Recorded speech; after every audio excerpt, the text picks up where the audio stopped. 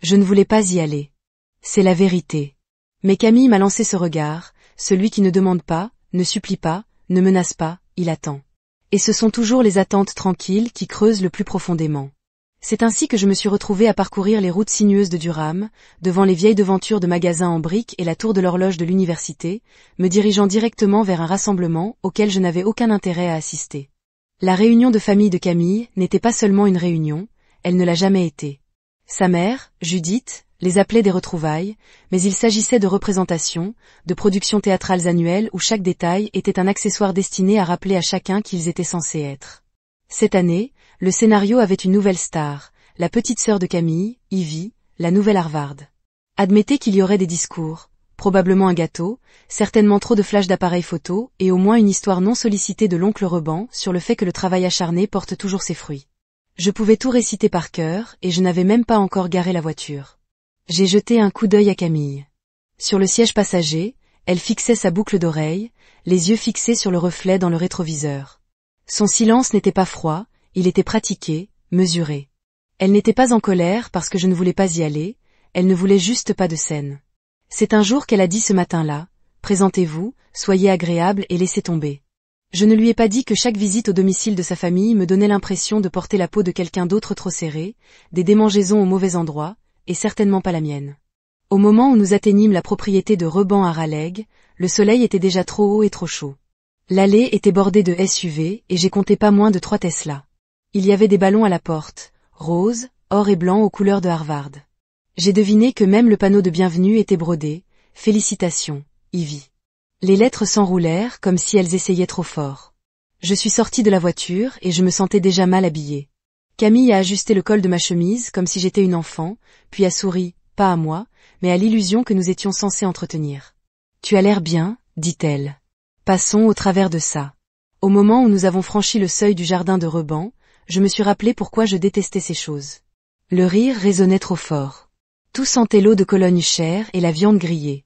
Des chaises de jardin étaient disposées comme un public de remise de prix. La piscine avait des lanternes flottantes. Des gens que je connaissais à peine souriaient à Camille et me faisaient un signe de tête polie comme si j'étais le plus sain, comme si je n'avais pas été mariée avec elle depuis 7 ans, comme si je n'avais pas ma place. Ruben nous a repérés et nous a fait signe depuis l'autre côté de la pelouse, son verre déjà à la main. Judith se tenait près du grill, sa posture toujours aussi royale. Elle portait un costume beige, comme si elle était sur le point de monter sur le podium lors d'une convention de PDG. Ses yeux rencontrèrent les miens et juste pendant une seconde, j'ai pensé que peut-être cette fois, elle dirait quelque chose de vaguement chaleureux. Mais non, son sourire était mince, obligatoire et disparut à la seconde. Camille la serra dans ses bras. J'ai gardé mes distances, j'ai trouvé un coin tranquille près des hortensias, je me suis versé un soda plat dans une tasse rouge et j'ai essayé de faire semblant d'être invisible. Ivy n'avait même pas remarqué notre arrivée. Elle tenait court près du patio, entourée d'une petite foule. Sweatshirt Harvard, Monocle Fresh, Raya Polly. J'ai essayé de me souvenir d'elle comme de l'adolescente maladroite qui mangeait des céréales sur le sol de Camille lors des soirées pyjama. Cette fille était partie depuis longtemps. Camille m'a rejoint brièvement, sa main effleurant la mienne. « Merci d'être venue », murmura-t-elle. J'ai hoché la tête. « Ne me remercie pas encore. » Elle rit doucement. Continuez simplement à respirer. J'ai inspiré et expiré lentement et j'ai regardé. C'est ce que je fais de mieux. J'observe, j'écoute, j'écris des cours pour des étudiants qui ne savent pas. Une fois, j'ai travaillé sur des chantiers de construction pour payer des cours du soir. Je publie des articles et des revues que Judith n'oserait jamais parcourir et je garde la tête baissée parce que j'ai appris que certaines personnes ne lèvent les yeux que lorsqu'elles applaudissent. Mais même en sachant cela, ça faisait toujours mal quand Judith s'est approchée pendant le toast, tout en champagne et en charme, et a dit assez fort pour que toute la table l'entende. Nous sommes tellement fiers d'Ivy. Elle vise toujours haut. Les maris de certaines personnes ont abandonné leurs études secondaires, mais Dieu merci, notre fille connaissait sa valeur. La table rit, pas d'un seul coup, mais assez. Camille se raidit à côté de moi, ses doigts se resserrant autour du pied de son verre. J'ai senti la chaleur monter à mes oreilles. J'ai regardé Judith, je l'ai vraiment regardée. La façon dont elle n'a pas cligné des yeux, n'a pas bronché. Elle voulait que je le prenne pour rire ou m'éloigner. L'une ou l'autre réponse lui aurait donné ce qu'elle voulait, mon silence. Mais quelque chose a changé en moi. Une ligne tranquille franchie. Je n'ai rien dit à ce moment-là, pas encore. Mais je range les mots comme une pierre dans ma poche, Et j'ai souri, le genre de sourire qui fait se demander s'ils ne sont pas allés trop loin, le genre qui ne s'efface pas. Pas pendant des heures, je ne voulais pas y aller, mais maintenant que j'étais là, peut-être que le silence n'était pas la seule chose que j'avais apportée avec moi. Chez oncle Ruben, tout semblait appartenir à un catalogue. Pas le genre bon marché non plus, le genre organisé où chaque meuble est une déclaration et l'éclairage coûte plus que mon salaire mensuel. Le jardin était vaste, vert et symétrique d'une manière qui ne semblait pas naturelle, comme si l'herbe avait été intimidée pour lui faire obéir. Des lanternes de patio étaient suspendues à des longueurs uniformes, projetant une lueur ambrée même si le soleil était toujours au rendez-vous. Les haut-parleurs jouaient du soft jazz, juste assez fort pour rappeler à tout le monde que quelqu'un avait payé pour l'ambiance. Je restais en bordure des arbres, faisant semblant d'examiner les et tout en sirotant dans mon gobelet en plastique rouge une limonade trop sucrée, artificielle, comme tout le reste. Camille faisait le tour, souriait, hochait la tête, riait des histoires qu'elle avait entendues une douzaine de fois. Elle avait cette façon de s'intégrer, et sans effort. Avec sa famille comme à sa place, dans chaque pièce qu'il construisait. Je n'ai jamais vraiment appris à faire ça, pas ici. De mon coin, je voyais Judith, ma belle-mère, régner en maître au centre d'une table ronde garnie de couverts en argent et de serviettes en lin blanc. Ses cheveux étaient parfaitement coiffés, pas une seule mèche déplacée. Elle portait un tailleur pantalon lavande et tenait son verre de vin, comme si c'était une extension de son autorité. À côté d'elle, tel un prince dans un drame sur le passage à l'âge adulte, était assis un sweatshirt TV Harvard zippé avec une queue de cheval mi-haute, lissée en arrière, une posture équilibrée, juste assez pour s'assurer que chaque caméra trouve ses angles. Ils s'en réjouissaient, tous les deux. Les yeux de Judith scrutent les invités comme un général comptant les victoires, le lierre s'imprégnant de l'attention comme une éponge trempée dans le champagne. J'ai regardé Camille s'approcher d'eux avec un plateau de brochettes de crevettes, essayant probablement de se rendre utile. Judith ne l'a même pas remercié, elle en a juste pris un, l'a mis dans sa bouche et a continué à parler. Ivy a à peine levé les yeux sur un serveur qui passait avec un plateau de mini quichou. J'en ai pris 2, en partie parce que j'avais faim, surtout parce que j'avais besoin de quelque chose à faire avec mes mains. La performance était fluide. La voix de Judith s'est élevée au-dessus du reste alors qu'elle racontait une histoire, quelque chose sur Ivy écrivant sa dissertation universitaire, sur la persévérance. Elle a parlé de surmonter l'adversité. Judith a dit à quel point elle travaillait dur et à quel point elle était dévouée depuis qu'elle était petite. Certains enfants grandissent avec tant d'obstacles. Ajouta-t-elle, la voix pleine d'autosatisfaction. Mais notre Ivy, elle a toujours su qu'elle valait plus d'applaudissements, plus de mines d'accord. Puis, comme un couteau glissé entre les côtes, Judith tourna son regard vers moi. Ce sourire à nouveau, tendu et agréable, comme une porte fermée. Les maris de certaines personnes ont abandonné leurs études secondaires, a-t-elle déclaré. Son ton n'a pas changé. Elle l'a dit comme si c'était une punchline, mais ses yeux n'ont jamais ri. Mais Ivy ne s'est pas installée. Camille se figea, les doigts serrés sur le côté. J'ai vu cela se produire en temps réel. Après le changement, l'air autour de la table a changé, mais pas assez pour arrêter les applaudissements, pas assez pour que quiconque se lève et dise « Et, ce n'était pas bien », parce qu'il n'était pas surpris. Judith faisait ça depuis des années, creusant, m'abattant, toujours avec ce sourire peint, et à chaque fois je le laissais passer. À chaque fois, j'avalais l'insulte, je finissais mon verre et je faisais comme si ça ne piquait pas. Mais quelque chose à propos d'aujourd'hui, la configuration, la foule, la suffisance raffinée de toute l'existence d'Yvette, ont fait monter cette vieille colère comme de la fumée. Et pour une fois, je ne voulais pas être l'homme tranquille en arrière-plan, pas aujourd'hui. J'ai posé ma tasse et j'ai avancé un peu, juste assez pour être vue. Je pouvais sentir tous les yeux tournés vers moi, même si personne n'arrêtait d'applaudir. Judith cligna des yeux une seule fois. Ivy pencha la tête comme si elle ne savait pas si j'étais sur le point de la complimenter ou de la corriger. Camille m'a tendu la main, mais je ne l'ai pas prise. Pas encore. Je ne suis pas venue ici pour être applaudie. J'ai dit d'une voix ferme et je n'ai pas abandonné mes études secondaires. Quelques têtes se tournèrent. J'ai fini plus tôt, j'ai obtenu un G d'avant mes 17 ans. Je travaillais alors à temps plein. Les quarts de nuit dans la construction m'ont permis d'obtenir les diplômes des collèges communautaires. Puis Duc m'a proposé une titularisation de doctorat en shotmaster. La table devint silencieuse. Finalement, j'ai laissé planer le silence. Je m'en fiche si quelqu'un ici s'en souvient, mais vous devriez le savoir. J'ai ajouté. Me tournant vers Judith, je n'ai pas épousé Camille pour les apparences, elle ne m'a pas épousée parce qu'elle s'installait. Elle m'a épousée parce que je n'ai jamais joué sous les applaudissements. Judith le regardait, la bouche serrée, son vin intact. Camille se tenait à côté de moi, les yeux doux et écarquillés, comme si elle me regardait pour la première fois, et Ivy. enfin, Ivy, avait juste l'air confuse.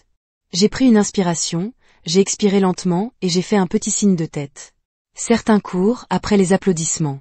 Dis-je en prenant du recul, d'autres font le travail. Et sur ce, j'ai repris ma tasse rouge, je suis retourné aux abords de la cour et j'ai laissé les murs recouverts de lierre se refermer autour de quelqu'un d'autre.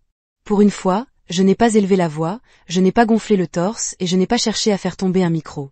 Je laisse juste les mots s'installer dans l'air comme des cendres qui tombent lentement. C'est drôle, dis-je en portant le gobelet en plastique de limonade à mes lèvres. Je suis son professeur. On pouvait sentir le silence s'installer comme une ondulation dans l'eau calme. Au début, c'était uniquement les personnes les plus proches de nous.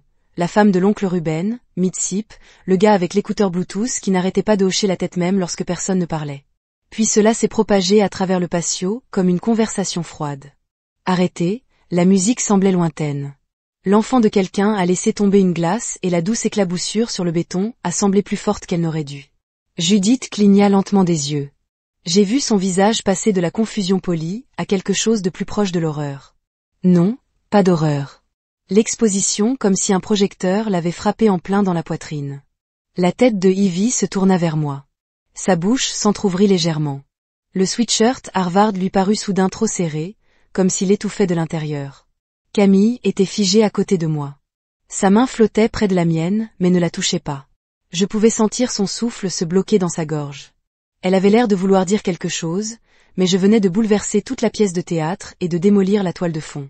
Je n'ai pas bronché, je n'ai pas cligné des yeux. Je suis resté là, toujours en sirotant cette limonade trop sucrée, alors que la vérité éclatait à travers leur petite performance comme un verre fracturé. Yves est dans mon cours. J'ai ajouté calmement, la littérature dans la diaspora exigeait des cours pour les étudiants de premier cycle. Sur sa trace, le visage d'Yves devint rouge, puis pâle. On aurait dit que quelqu'un avait arraché le sol sous elle et pour la première fois cet après-midi-là, elle n'était plus au centre de la scène. Quelqu'un toussa, une chaise racla contre le pont, Judith ouvrit la bouche puis la referma. Je ne l'avais jamais vue sans mots. Elle avait toujours eu une réponse, un moyen de reprendre le contrôle de la pièce. Mais maintenant il n'y avait plus rien, juste le bruit des cigales d'été et le tintement occasionnel d'un verre contre un dessous de verre. J'ai gardé mes yeux sur Ivy. Vous vous êtes inscrit sous votre deuxième prénom, Lena. Je n'ai rien dit au début, j'ai pensé que tu ne voulais peut-être pas que le lien soit connu. Tu n'as pas agi comme si tu me connaissais, alors j'ai laissé tomber. Les bras d'Yves étaient étroitement croisés sur sa poitrine et ses lèvres se pressaient en une fine ligne.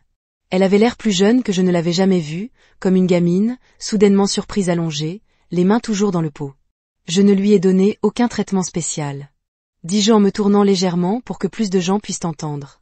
Elle a mérité sa note comme tout le monde, devoir en retard, argument à moitié cuit, beaucoup de marge de progression.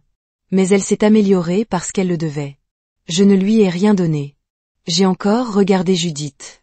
Alors peut-être que ces applaudissements, toute cette célébration, peut-être que ça devrait être pour ça, pas pour le nom de la marque sur un sweatshirt, pas pour l'illusion de facilité, mais pour le fait qu'elle s'est présentée et a été défiée pour la première fois.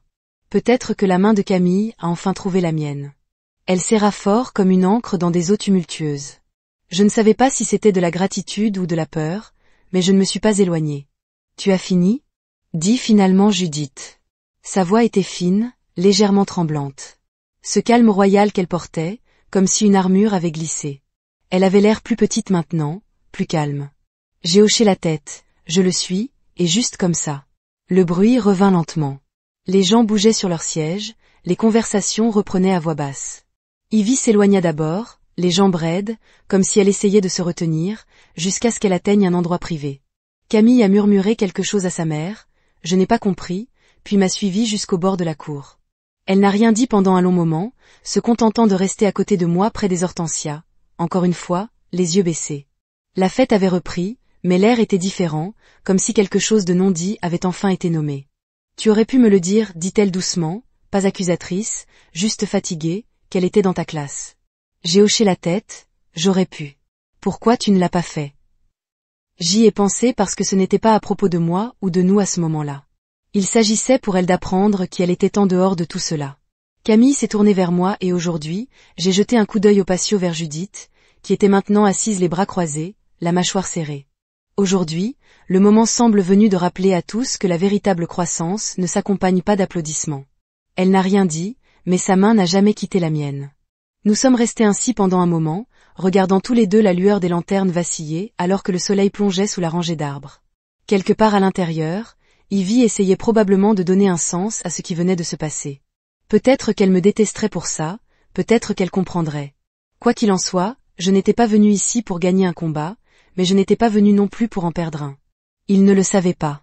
J'ai enseigné à Duke. Personne dans la famille de Camille ne leur a jamais demandé. J'étais juste l'homme que leur fille avait épousé au lieu du chirurgien orthopédiste pour lequel il la soignait. J'étais celui qui se taisait lors des dîners, celui qui apportait ses propres livres à la maison sur la plage, celui qui ne connaissait pas la différence entre une carafe à vin et un visage de pièce maîtresse.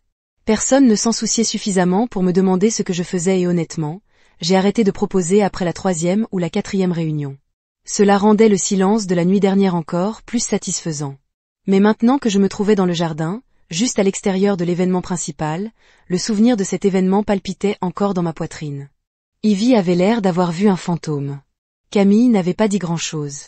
Quand nous sommes rentrés à la maison, elle est restée silencieuse sur le siège passager, tournant la bague à son doigt, comme elle le faisait toujours lorsque ses pensées étaient plus fortes que ses paroles. Nous ne nous sommes pas battus, nous n'avons même pas fait de débriefing, étrangement, j'en étais reconnaissant. Le lendemain matin, je me suis assis sur le porche arrière de notre maison, un café à la main. Et j'ai laissé mon esprit revenir à ce premier jour. Ivy est entrée dans ma classe. Elle s'était inscrite sous le nom de Lena Caldwell et je ne l'ai presque pas reconnue. La coupe de cheveux soignée, l'expression vide, l'ambition de Harvard à peine dissimulée sous ce manteau coûteux. Elle ne ressemblait plus à la petite sœur de Camille. Elle ne ressemblait pas à l'enfant qui m'avait demandé un jour si elle pouvait me tresser les cheveux. Pendant que nous attendions que Camille finisse la lessive. Elle était assise au dernier rang, sans établir de contact visuel. Quand j'ai appelé les assistants et que j'ai dit « Lena a bien appelé », elle a levé la main sans broncher. C'était notre accord tacite. Ne reconnaissez pas la connexion. Ne rends pas ça bizarre. Et je ne l'ai pas fait. Je lui ai donné le même programme, les mêmes délais, la même liste de lecture critique. J'en ai donné à tous les autres élèves, mais Ivy n'a pas fait le même travail, pas vraiment. Son premier essai comportait 3 pages de résumé superficiel avec quelques mots à la mode ajoutés pour la décoration.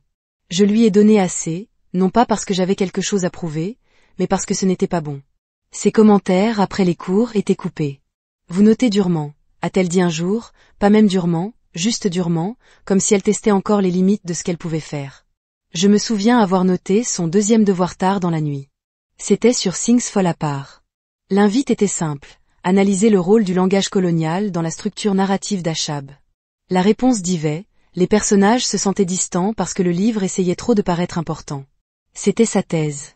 Je l'ai lu 3 fois, pensant qu'elle mettait peut-être en évidence un point plus profond. Mais non, c'était ça. Je lui ai donné un coup de pouce à baie.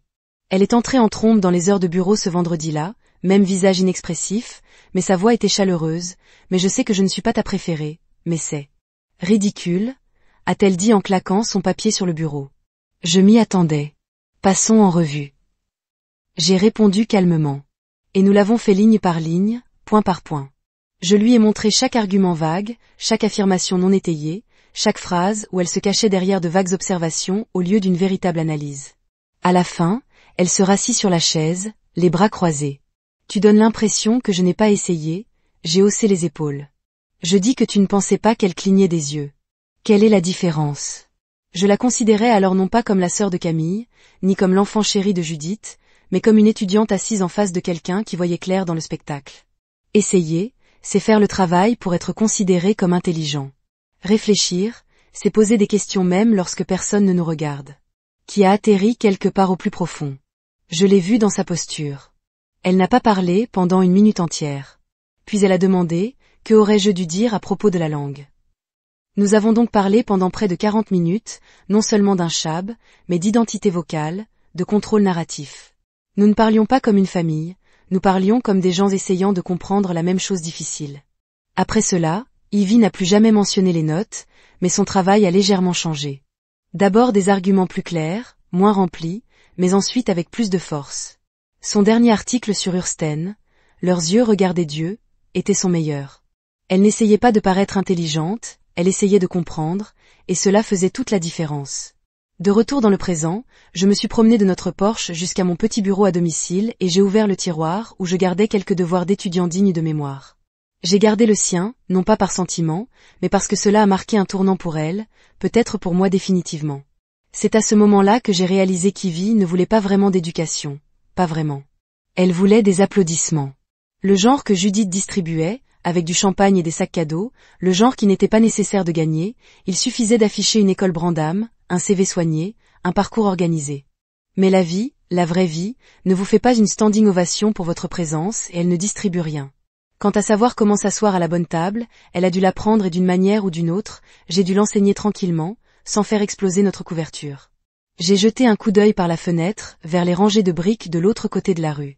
Je me demandais si Ivy l'avait dit à quelqu'un. Pourtant j'en doutais. Des secrets comme celui-là sont soigneusement pliés et stockés dans des familles comme la sienne. Mais je me suis souvenu de l'expression de son visage quand je l'ai dit, quand je leur ai dit à tous que j'étais son professeur. Ce n'était pas de la fierté, ce n'était pas de la vengeance, c'était la vérité enfin prononcée à haute voix. Et pour la première fois, ce n'était pas moi qui faisais semblant. J'ai quitté la fête plus tôt et je me suis éclipsé tranquillement avant les feux de Bengale, les discours et la performance finale que Judith avait chorégraphiée. Camille est restée sur place. Bien sûr qu'elle l'a fait. C'était son monde, même si elle n'y avait plus sa place. Je suis rentrée chez moi avec les fenêtres à moitié baissées, laissant l'air humide s'emmêler à travers ma chemise, essayant de respirer à travers la lourdeur qui pressait mes côtes. Notre voiture était garée juste sous un réverbère, son ampoule vacillante projetait de l'or et de l'ombre sur le pare-brise comme si elle sortait d'un film. J'ai laissé la porte ouverte et je suis resté assis là, un pied sur le trottoir, l'autre à l'intérieur de la voiture. Le monde était enfin calme. Pas de rires organisés, pas de beats subtils, juste moi et le faible bourdonnement des grillons gazouillant dans la nuit. Camille n'avait pas envoyé de SMS, pas encore. Je ne lui ai pas reproché. Je pensais que c'était ça. Les conséquences se feraient par vagues au cours des prochains jours. La desapprobación de Judith. Camille prise au milieu, le lierre, se retire dans le silence. Je ne regrettais pas ce que j'avais dit, mais je savais que c'était une ligne tracée à l'encre épaisse. J'avais retourné un rocher qu'il n'aurait jamais voulu exposer à la lumière. Je ne m'attendais pas à ce qu'on frappe à la vitre passager. Il faisait clair. Hesitant, je me tournai lentement, attendant Camille. Mais c'était Ivy. Pas de sweatshirt Harvard, maintenant juste un t-shirt noir, un jean délavé et ses cheveux attachés en un chignon lâche et crépus. Elle avait l'air dépouillée de toute son armure, démaquillée, les épaules affaissées. J'ai appuyé sur le bouton de déverrouillage. Elle a ouvert la porte et s'est glissée à l'intérieur sans demander, comme elle le faisait quand elle avait 15 ans et était curieuse de tout. Elle n'a pas parlé au début, moi non plus. Nous sommes restés assis dans ce silence partagé pendant un moment. Ce n'était pas gênant, c'était nécessaire, comme si l'air entre nous devait se recalibrer. Je ne savais pas qui tu étais, dit-elle enfin en regardant droit devant elle. Pas au début. Puis je l'ai fait et j'ai eu peur. Sa voix était douce. À peine plus qu'un souffle, j'ai attendu. Je pensais que tu allais dire à quelqu'un d'appeler ma mère, de faire une scène en classe ou je ne sais pas. Ne me laisse pas prouver quelque chose. J'ai haussé un sourcil. Tu penses que c'est qui je suis. Elle eut un sourire fatigué. Je ne savais pas qui tu étais, je savais juste ce que tout le monde disait, tout le monde. Répétais-je, en regardant la façon dont ses jointures se serraient sur ses genoux. Comme Judith, elle grimaça comme tout le monde. Je n'ai pas discuté, je n'en avais pas besoin. Je détestais ton cours, a-t-elle admis après un moment. Au début, je n'arrêtais pas de penser. Comment quelqu'un comme vous a-t-il pu se retrouver à Duke pour enseigner la littérature? Je pensais que c'était un hasard, une erreur ou un quota de diversité. J'ai hoché la tête. Tu ne serais pas le premier à penser ça. Mais ensuite tu m'as fait travailler, dit-elle, presque accusatrice, plus dur que je n'ai jamais eu à le faire, et je t'en voulais pour ça. Je ne pouvais pas me contenter de jolis mots et de fausses idées. Tu m'as appelé dans tous les journaux, parce que je savais que tu pouvais faire mieux. Elle s'est retournée puis m'a vraiment regardé. Je ne voulais pas faire mieux, je voulais être impressionnant. Qui a atterri comme une pierre dans le silence entre nous. Je recherche les applaudissements depuis si longtemps. Je ne sais pas ce que signifie réellement apprendre quelque chose sans essayer d'impressionner qui que ce soit. Je l'ai regardée. Cette fille qui semblait autrefois intouchable. Dans cette foule de paillettes et de jugements, elle avait l'air fatiguée, maintenant honnête, peut-être même réelle. Tout le monde est fier de moi, a-t-elle poursuivi. Ils me disent que je suis spécial, intelligent, que je vais partout, mais la vérité est que je ne sais même pas qui je suis quand personne ne me regarde. Je laisse le silence retenir ses paroles. Elle ne demandait pas de sympathie, elle le disait enfin à voix haute. J'ai lu les commentaires que vous m'avez donnés, a-t-elle dit après une longue pause, tout cela, pas seulement pour la note, mais je l'ai vraiment lu. Les notes dans les marges, les suggestions, la façon dont vous avez remis en question mes hypothèses. Elle s'est à nouveau tournée vers moi, et j'ai réalisé que tu n'essayais pas de m'embarrasser, tu essayais de me faire réfléchir. J'ai regardé à travers le pare-brise où un papillon de nuit tournait, la lumière vacillante au-dessus de moi, c'est tout ce que j'ai toujours voulu. Ivy pour tout étudiant, pour que les gens réfléchissent par eux-mêmes, remettent en question ce qu'on leur a dit. Elle hocha lentement la tête. I suppose. Je ne m'attendais tout simplement pas à ce que cette leçon vienne de quelqu'un qui ne m'applaudissait pas. J'ai souri faiblement. C'est peut-être le seul endroit d'où vient le véritable apprentissage. Elle attrapa la poignée de la porte, puis fit une pause. Je ne sais pas ce que je vais faire ensuite, mais je pense que je veux le découvrir sans essayer de gagner la salle. C'est un bon début, dis-je. Elle sortit et ferma doucement la porte. Je l'ai regardée retourner vers la maison, les épaules plus droites, marcher plus lentement. Elle n'était pas guérie, pas encore. Mais quelque chose avait changé. Elle avait arrêté de jouer, et c'était plus que ça à quoi je m'attendais. 2 jours se sont écoulés, plus aucun appel, plus aucune visite. Camille et moi existions dans le même espace, mais nous parlions peu, pas avec colère, mais de cette manière calme.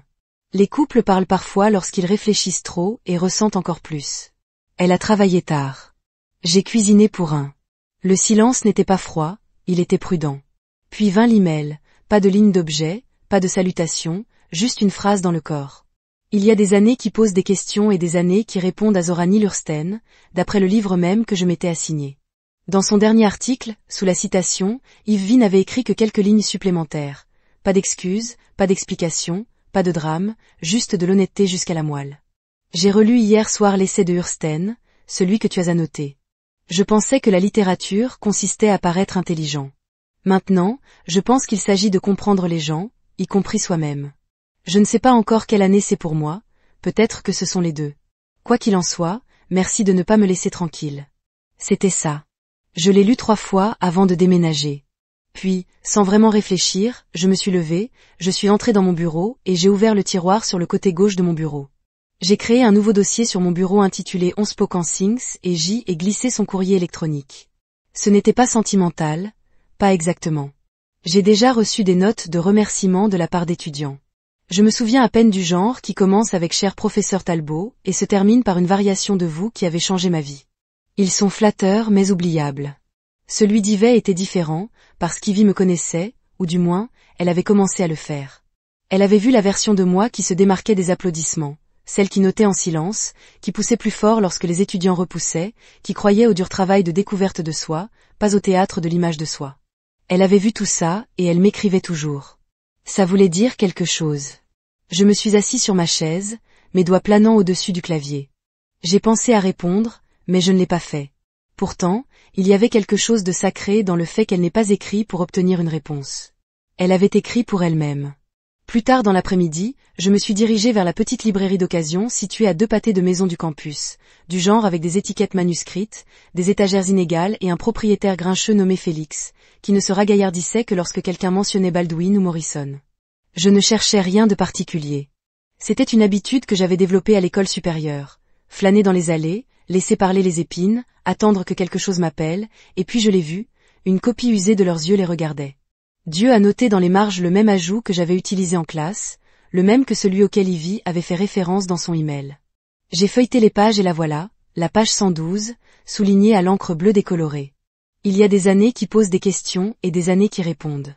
J'ai souri et je l'ai acheté sans hésitation. De retour à la maison, j'ai placé le livre sur mon bureau, puis j'ai ouvert la même page. J'ai imprimé le courrier électronique d'Ivy et je l'ai soigneusement plié, le glissant entre les pages comme une lettre qui n'aurait jamais été destinée à être postée. Toutes les vérités n'ont pas besoin d'être envoyées. Certains sont destinés à être conservés. Ce soir-là, Camille rentra chez elle au moment où le ciel commençait à devenir doré. Elle avait l'air fatiguée, le genre de fatigue qui ne vient pas du travail, mais du fait de porter trop de pensées inexprimées. J'ai attendu qu'elle se verse un verre d'eau, puis j'ai dit, « J'ai reçu un email », dis-je doucement. Elle s'est détournée, d'Ivy. J'ai hoché la tête. Son expression a changé, le soulagement, l'inquiétude, peut-être même la curiosité, tout s'entremêle. Est-ce qu'elle va bien? J'ai fait une pause. Elle réfléchit. Camille s'est effondrée dans la chaise en face de moi. C'est nouveau. J'ai fait glisser l'email plié sur la table. Elle ne l'a pas ouvert, elle a juste posé sa main dessus doucement, comme si c'était quelque chose de fragile. Nous sommes restés assis comme ça pendant un moment, pas de dispute, non, je vous l'avais bien dit. Juste de l'espace, honnête et peu exigeant. Elle avait l'air différente de ça. La nuit. Camille a finalement dit quand elle est rentrée à la maison, plus calme, elle a arrêté de jouer. J'ai murmuré, au moins un instant, les yeux de Camille ont rencontré les miens et toi. J'ai pensé à ça, aux années que j'avais passées à me mordre la langue, à la honte tranquille d'être traitée comme une erreur tolérée, au soulagement qui m'a finalement apporté, j'ai finalement arrêté d'attendre. Des jointures comme si elle se souvenait de la forme de quelque chose de familier et dans ce moment de calme, pas d'applaudissements, pas de foule, pas de jugement. J'ai senti le calme s'installer autour de nous comme une vérité trop grande pour dire à haute voix que quelque chose avait changé. Pas tout, mais assez. Il s'est glissé comme toujours, doucement, lentement, comme une vieille douleur que vous pensez avoir dépassée jusqu'à ce qu'elle retombe dans vos os. Camille et moi n'avons pas beaucoup parlé pendant le trajet jusqu'à chez sa tante Béatrice. Les routes étaient pour la plupart vides, juste de l'asphalte fissuré et des arbres penchés bruns, leurs feuilles s'accrochant à peine. J'ai gardé mes mains sur le volant, les yeux tournés vers l'avant. Camille regardait par la fenêtre, les bras croisés, les lèvres pincées, non pas en colère mais en réflexion. Personne n'avait évoqué les retrouvailles, pas directement. Judith n'avait pas appelé, Ivy n'avait pas donné suite à l'email. Camille avait seulement dit, il dîne chez Béatrice cette année. On ne reste pas longtemps. J'avais hoché la tête. Pas de combat, pas de résistance, car nous savions tous les deux que Thanksgiving avec sa famille n'était jamais une question de remerciement. Il s'agissait de performance, de présence vue, évaluée, classée. Même la sauce au canneberge comportait une part de jugement. La maison de Béatrice était plus grande que celle de Reban, moins voyante, plus soignée. Crème, murs couleur crème, portraits encadrés dorés, un petit piano à queue. Personne ne jouait, sauf quand les invités étaient finis. L'odeur de la dinde rôtie flottait dans l'air comme un nuage. Nous sommes arrivés juste au moment où Sacha se réjouissait de l'expansion de sa boulangerie et que Marlin se vantait de sa nouvelle promotion. Tout le monde a applaudi comme il a toujours fait sur cul, avec des sourires polis et des verres à moitié levés en signe d'admiration répétée. Camille a disparu dans la cuisine pour aider. Je suis restée près de l'arche entre le hall d'entrée et la salle à manger, les mains droites dans les poches, me rappelant de respirer des vacances, une seule. Alors je pourrais rentrer chez moi et m'asseoir avec un livre, quelque chose d'honnête, quelque chose qui ne me demandait pas de sourire en serrant les dents. Le dîner était servi autour d'une longue table en acajou qui aurait pu servir de bureau pour le sommet des Nations Unies. L'argenterie brillait sous le lustre. Il y avait des marque-places. Cette année, le mien a dit docteur ou moi en Talbot, de la main de Judith. Je l'ai regardé un moment plus longtemps que prévu, un nouveau nom joué sur le même vieux siège, oncle Ruben a porté son toast habituel, remerciant tout le monde d'être venu, plaisantant sur le fait que la farce n'avait pas brûlé cette fois. Les rires résonnèrent à travers la table. Puis est venu le ronron habituel des affirmations. La boulangerie de Sacha, la promotion de Marlin, le plus jeune de Béatrice enfin en train de retirer ses accolades, à chaque instant ponctué d'un petit cœur de si fier et incroyable et juste brillant. Puis Judith se tenait. Son timing était parfait comme toujours. Elle a attendu que la dinde ait été sculptée, jusqu'à ce que le tintement des fourchettes ait calmé, jusqu'à ce que tous les yeux dérivaient naturellement vers la femme qui commandait toujours une pièce comme un avocat, sans conseil adverse. Nous sommes tellement fiers d'Ivy. Elle a commencé. J'ai gelé à l'abri de Harvard, a poursuivi Judith, a récemment été invitée à co-diriger un séminaire ce printemps. Toute une réussite. Camille se raidit en face de moi. J'ai senti son pied pressé légèrement contre le mien sous la table. Puis Judith m'a regardé directement, son ton encore chaud, sucré avec juste assez de sucre pour brûler, et bien sûr, dit-elle, soulevant légèrement son verre, toute cette excellence se déroule dans la famille. Son beau-frère enseignait bien. Je n'ai pas clignoté, je n'ai pas détourné le regard, l'habitude de aimer le mandat était une rumeur, comme si mon nom n'était pas sur le catalogue du parcours, comme la vérité silencieuse que j'avais dit à la réunion était quelque chose qu'elle pouvait effacer avec une seule remarque décalée. Les yeux de Camille m'ont tourné vers moi. Elle savait qu'elle n'attendait pas un combat mais pour un choix. J'ai posé ma fourchette, j'ai pris une gorgée d'eau. Puis j'ai atteint mon sac. Ce n'était pas dramatique, ce n'était pas une performance. Je viens de se pencher, décompresser la poche latérale et retirer l'article du journal imprimé, un récent numéro de la revue littéraire du Sud. Le nom d'Ivy en gras en haut de l'essai et en dessous en petit imprimé propre, le conseiller du corps professoral Dr Orion Talbot. Je l'ai glissé à travers la table. Pas de discours, pas d'épanouissement, juste de vérité, de papier et indéniable. Les yeux de Judith se plissèrent en lisant le titre. Ses lèvres se séparèrent légèrement, mais elle n'a rien dit. J'enseigne toujours, dis-je tranquillement, ma voix calme. J'ai obtenu un mandat au printemps dernier, Ivy était mon élève. Je l'ai poussée. Elle a gagné cela, mais pas pour les raisons que vous pensez. Silence, mais pas le genre inconfortable. Cette fois, c'était différent. Cette fois, c'était de la clarté. Je n'ai pas juré, je n'ai pas élevé la voix, je n'ai pas demandé d'applaudissements. Je laisse juste la vérité faire ce qu'elle fait toujours quand on lui donne la place. Marlin se pencha en avant, regardant le journal. Merde, marmonna-t-il, un peu trop fort. Je ne savais pas que vous avez publié. J'ai offert un petit signe de tête, pas de sourire. Judith a finalement posé son verre. Elle ne parlait pas pour le reste du dîner. Camille tendit la main pour ma main sur la table, son toucher commençait à s'effilocher. Après le dîner, la famille s'est répandue. Certains se sont promenés dans le salon où Béatatrice avait mis en place une petite liste de lecture de piano et un plateau de bêtises d'épices de citrouille. D'autres ont gravité vers la terrasse avec des verres à vin, soignant leur fierté et prétendant que rien n'avait été brisé. Je suis restée à la table en soignant un café tiède et en regardant la tranche intacte de tarte aux pacanes dans mon assiette. Camille s'assit à côté de moi, ses mains se reposant toujours légèrement sur la mienne. Elle n'avait pas dit grand-chose depuis l'impression, mais la façon dont ses doigts y restaient, ancrés et chaleureux, m'ont dit plus que n'importe quel mot. Nous n'avions pas besoin de le remanier. Nous l'avons vécu et nous y avions survécu ensemble. J'ai jeté un coup d'œil à l'endroit où j'avais placé l'article du journal académique d'Ivy. Il était toujours là, intact, les pages brillantes allongées ouvertes comme une vérité indéniable. Le titre de son essai, Encre invisible, la littérature de la vie cachée, a attrapé la lumière au-dessus, la réflexion dansant sur la nappe. J'ai souri faiblement. Je me suis souvenu de cet essai, souvenez-vous des heures qu'elle a passées à le raffiner, des ébauches qu'elle avait réécrites à contre-cœur après les avoir déchirées, avec des notes d'encre rouge et de marge. Ce que personne à cette table ne savait, ce que Judith ne savait surtout pas, c'est qu'Ivy n'avait pas simplement écrit ce journal. Elle l'avait saigné. Elle avait posé des questions que je ne m'attendais pas à elle. Elle avait exploré la race, la classe, le genre, l'invisibilité et la littérature noire non pas comme des idées abstraites, mais comme des expériences vécues, elle n'avait que récemment commencé à reconnaître en elle-même. Son premier projet était les peluches académiques, bien écrites, mais peu profondes, sûres, le type de papier destiné à impressionner. Mais je l'avais appelé dessus. J'avais écrit en marge, « Qui écrivez-vous ceci ? Pour eux ou vous-même ?» Une semaine plus tard, elle a apporté un nouveau projet, et cette fois, elle a écrit comme quelqu'un qui disait enfin la vérité. Cette version, brute, honnête et non polie, était ce que je l'ai aidé à transformer en quelque chose de digne de publication, non pas parce qu'il était parfait, mais parce que c'était réel. Je me suis penchée en arrière sur ma chaise et j'ai écouté le bourdonnement étouffé de voix des autres pièces.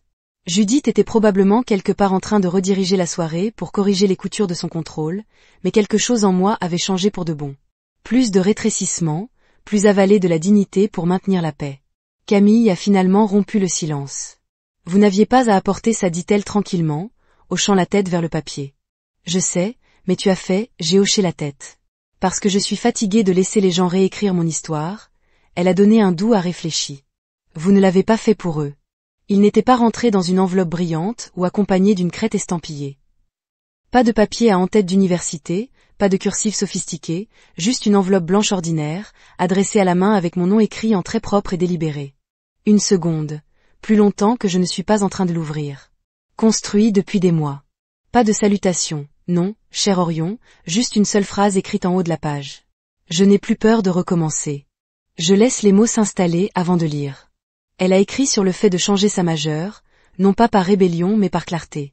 Elle a dit qu'elle voulait poursuivre ses études. Pas du genre performatif, pas de l'échelle de réseautage, de l'escalade de prestige pour courir le chemin que sa mère avait tracé depuis qu'elle était assez âgée pour mémoriser des tables de multiplication, mais une véritable éducation, l'apprentissage humain, le genre qui creuse lentement et se plante là où vit l'identité.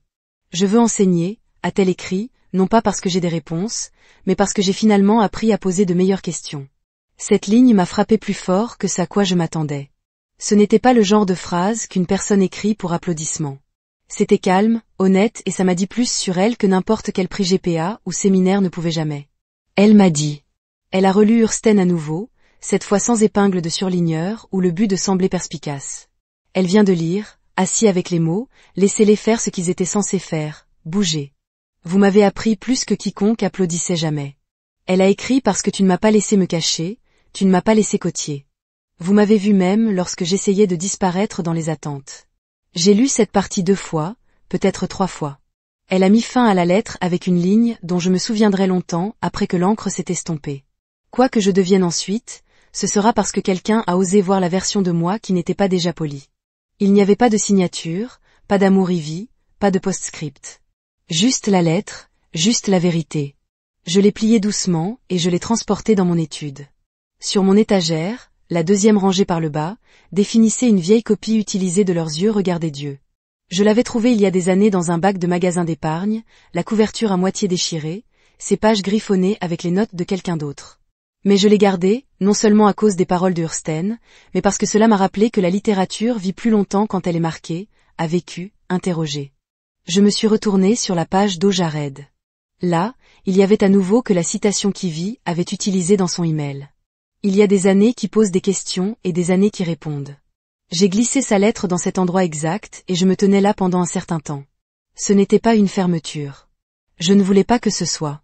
C'était la croissance de la continuation, le type lent et régulier qui ne fait pas de bruit ou de reconnaissance de la demande.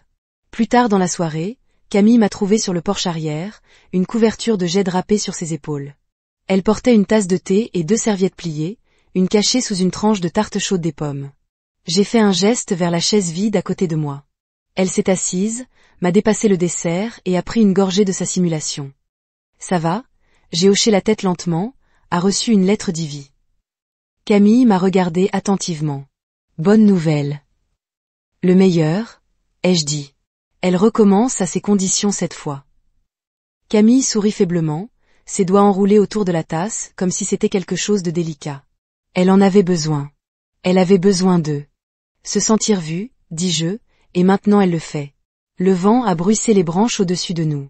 Quelques feuilles ont traversé les planches de porche. Pendant un moment, nous n'avons rien dit d'autre. Nous nous sommes assis là, mangeant traite dans le calme, enveloppés dans quelque chose qui se sentait très proche de la paix. Je me suis penchée en arrière et j'ai levé les yeux vers les étoiles coupant dans l'obscurité comme des trous d'épingle dans un rideau. J'ai pensé à la version d'Ivy que j'avais rencontrée le premier jour de cours, j'ai pensé à celui qui a frappé sur la fenêtre de ma voiture et celui qui a envoyé une lettre sans fanfare. Elle n'avait plus peur et en quelque sorte moi non plus moi. L'air sur le campus se sentait différent ce matin-là, pas d'une manière dramatique. Il n'y avait pas de grands signes ou confettis ou hymnes, mais de la manière subtile, seul un endroit familier peut changer après que quelque chose à l'intérieur de vous ait changé. Les briques de la voie sont toujours courbées, la même chose, les salles de conférence sont encore bourdonnées du chaos des étudiants tardifs et des sacs à dos à dépasser. Mais je suis sortie plus lentement, pas de fatigue, juste de la paix. C'était un mercredi. Mon premier cours n'était pas avant 11 heures, mais je suis venue tôt de toute façon, comme je l'ai toujours fait. Habitude. J'aime le calme avant le bruissement. J'ai aimé déverrouiller la porte de mon bureau, allumer la petite lampe de bureau et regarder la pièce passer de l'ombre à la lueur douce. J'aime les étagères bordées de 2 mini-livres et de la cafetière qui a bafouillé plus qu'elle ne le brasait. Et ce matin-là, je me suis un peu plus aimée que d'habitude. Les derniers mois avaient été pleinement lourds avec des vérités. La transformation d'Ivy, le silence de Judith, la présence silencieuse de Camille, alors que nous avons trié les retombées de vieilles blessures et de ressentiments tacites. Rien n'a explosé, pas de séparation dramatique, juste de l'espace, de la place pour respirer, une subtile démêle des attentes de la réalité. Je suis entrée dans ma classe et je me suis tenue un instant à regarder. Les chaises étaient disposées en fer à cheval, comme toujours. Je n'ai jamais aimé la grille rigide. Les lignes ont fait sentir à tout le monde qu'ils attendaient d'être jugés dans ma classe. Nous nous sommes affrontés, nous avons parlé, nous avons écouté, nous avons appris comme un cercle, pas une hiérarchie. Lorsque les élèves ont commencé à déposer, je les ai accueillis avec des hochements de tête, quelques hélos tranquilles. J'ai ouvert mon cahier, mais je ne l'ai pas ouvert tout de suite. J'ai regardé par-dessus la classe. De jeunes visages, un peu impatients, quelques à moitié endormis, certains faisant semblant d'être non plus, et j'ai réalisé que je n'avais pas besoin de les impressionner. Je n'avais pas besoin qu'ils applaudissent à la fin d'une conférence ou pour me remettre en revue leurs examens. Je voulais juste qu'ils pensent. J'ai commencé la leçon non pas avec des diapositives ou de la lecture, mais avec une question. Qu'est-ce que vous croyez mais non?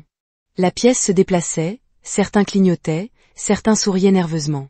Un étudiant à l'arrière a ajusté son sweat à capuche comme s'il pouvait disparaître dedans. Je laisse le silence tenir. J'ai appris son pouvoir. Toutes les questions ne sont pas destinées à être remplies rapidement. Enfin, une voix près de la fenêtre a dit « J'avais l'habitude de croire que la personne la plus intelligente de la pièce devait toujours parler le plus. » Un autre étudiant a sonné. Je pensais que l'échec signifiait que je n'étais pas assez bon. Maintenant, je pense que cela signifie simplement que j'avais besoin d'une approche différente. J'ai hoché la tête, bien, continue. Pendant 40 minutes, nous n'avons pas ouvert de manuel, nous n'avons cité personne célèbre. Nous avons juste parlé d'hypothèses, de croissance, de la facilité avec laquelle il est possible d'effectuer des renseignements au lieu de le poursuivre. Et quand la classe s'est terminée, personne n'a applaudi. Ils ont juste rassemblé leurs affaires un peu plus lentement que d'habitude. Un ou deux s'attardaient. L'un a dit « Merci, c'était suffisant ». Plus tard dans l'après-midi, je suis rentré chez moi, Camille était dans la cuisine, pieds nus, faisant défiler une recette sur son téléphone. Elle leva les yeux quand je suis entré et sourit, un sourire fatigué et authentique qui atteignit ses yeux. Pas de tension, pas de salutations répétées, juste sa longue journée. Elle a demandé. Non, dis-je, en marchant vers sa bonne journée. Elle m'a tendu une cuillère avec quelque chose de chaud dessus, de pommes et de gingembre épicé doux et épicé. Peut-être essayer quelque chose de nouveau. J'aime ça. Nous nous sommes déplacés les uns des autres avec la facilité des gens qui avaient une fois emmêlé en silence mais connaissaient maintenant le rythme de la paix. Nous n'avons pas parlé de Thanksgiving ou d'Ivy ou de Judith. Nous n'avons pas eu à le faire. Cette saison s'est écoulée, mais ces leçons s'étaient installées en nous comme des racines à croissance lente. Après le dîner, je suis sortie sur le porche arrière avec une couverture et un livre. Pas un programme, pas une revue académique, juste quelque chose à lire pour la lecture. Le vent bruissait, les feuilles de notre petite cour, le ciel au-dessus était clair, les étoiles silencieuses et non bautrées. J'ai ouvert le livre et laissé la colonne vertébrale se fissurer doucement. À l'intérieur, cachée soigneusement entre deux pages, se trouvait la lettre d'Ivy. Je l'ai relue, toujours pas de salutation, toujours pas de signe, toujours parfait. Derrière moi, la porte s'ouvrit. Camille est sortie en tenant 2 tasses de thé.